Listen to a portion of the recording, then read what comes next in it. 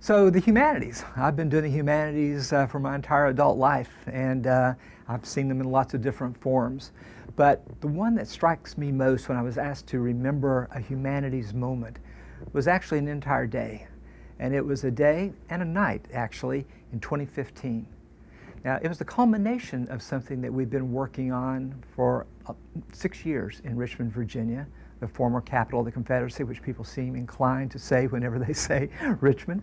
And we knew that the Civil War in many ways had sort of owned Richmond since the time of the Civil War, with all the monuments on Monument Avenue, the kind of identity of the place where the lost cause lived on. And many people long to get beyond that, long to recognize the city for what it is. It's really a vibrant, growing, dynamic, diverse place that's confronting the past. But you need to be able to see that. You need to be able to see it in action and interaction. So in 2009, 27 different historic organizations created the Future of Richmond's Past, which decided that we would imagine the sesquicentennial of the Civil War, which was coming whether we were ready or not, as a sesquicentennial of the Civil War and emancipation. They're the same event, but they're often read as the white story and the black story. And our argument was, if we saw them as integrally related from the very beginning, it would be liberating to both sides. So every year we had Civil War and Emancipation Day, where there would be different kinds of pop-up museums and activities around the city, and people would be able to explore this history beneath their feet that had sort of been covered over in mythology and forgetfulness. But the great culmination of this came in April of 2015, when we decided that we would celebrate the liberation of the city of Richmond, which was the center of the domestic slave trade on the selling side. Obviously also the industrial center of the Confederacy, also the home of the Confederate Congress. That if we could take the ground of the Virginia Capitol building, designed by Thomas Jefferson, with statues of George Washington outside, where Jefferson Davis had been inaugurated as president of a nation that was going to try to divide the United States, and then occupied by the Confederate Congress all those years. That if we could occupy that ground, it would dramatize to people that we were imagining the central event in our city's history, our nation's history, in a new way. So on that day, we had people who reenact the United States colored troops march up the same street they had marched up in 1865. And when they marched into the city, liberating the city, surrounded by the enslaved people, they also helped extinguish the fires that the fleeing Confederates had left. From the steps of the Confederate Capitol, which is also the capital in Virginia, the governor spoke. The mayor of the city spoke. And the charismatic CEO of the new American Civil War Museum, Christy Coleman, spoke.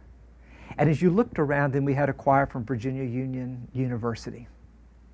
And you looked across the Capitol grounds, and this is the first time anybody could remember the Capitol grounds being used for such a thing.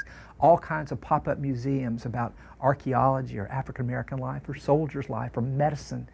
And thousands of people came to the Capitol Square to see what this looks like. Now, some of them had been there the night before, because we did a couple of things. One, we reenacted the burning of the city by projecting flames on buildings to remind people of the scale and the scope of this fire. But then you could also go down to Shockoe Bottom, which had been the site of the domestic slave trade. Hell's Half Acre, it was called Lumpkin's Jail.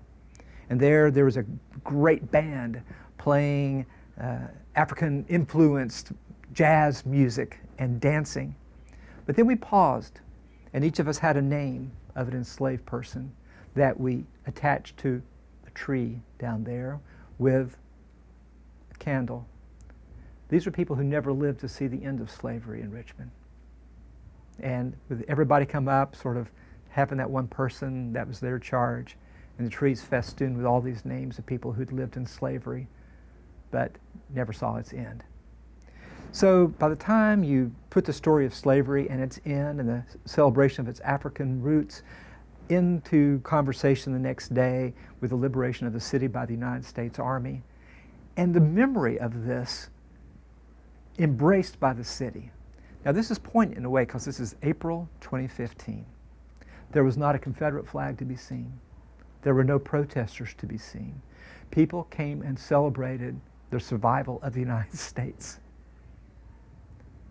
It was later that summer that the killing in Charleston, South Carolina took place with the Confederate flag festooned on the Facebook page. For me, that event in April of 2015 shows what the future of America might still be. That we recognize that to celebrate the North, the Union, is to celebrate the United States. To commemorate the fall of a slaveholding city is to commemorate instead the liberation of a city. And to recognize that black and white and soldier and civilian and men and women, new American and people who've been here for a while, all have to come together to understand what this story means.